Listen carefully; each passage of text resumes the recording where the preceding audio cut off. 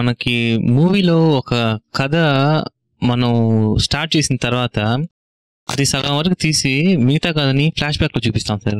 కానీ flash back లో చూపించడానికి కారణం ఏంటంటే నేను అనుకోవటం స్క్రీన్ ప్లే ఎఫెక్టివ్ గా ఉండాలి, చూసే వాళ్ళకి ఇంట్రెస్టింగ్ గా ఉండాలి అని.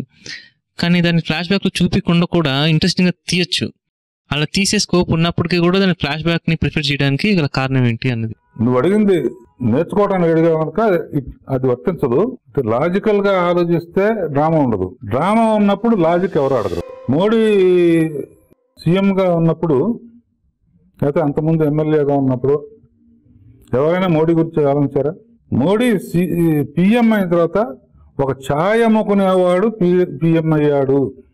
ఇప్పుడు ఇంట్రెస్ట్ స్టార్ట్ అవుతుంది. ఇప్పుడు మెగా కృష్ణారెడ్డి గారు అయితే మాకేంటి ఆయన వైఫ్ ఉండగా అనుష్కను కూడా లవ్ చేశాడండి అని అనుకో, ఇంట్రెస్ట్ పెరుగుతుంది. వైఫ్ కోపం చెల్లిపోయిందంట, అనుష్క తను ఉంటున్నాయంట అన్నప్పుడు ఆ అమ్మాయి దగ్గరికి వెళ్ళి ఏం జరిగిందమ్మా అంటే ఆ అమ్మాయి కథ చెప్పింది.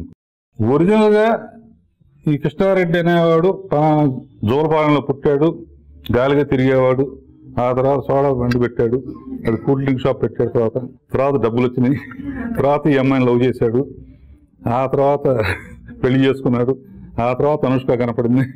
సినిమాలు అనుకుందాం.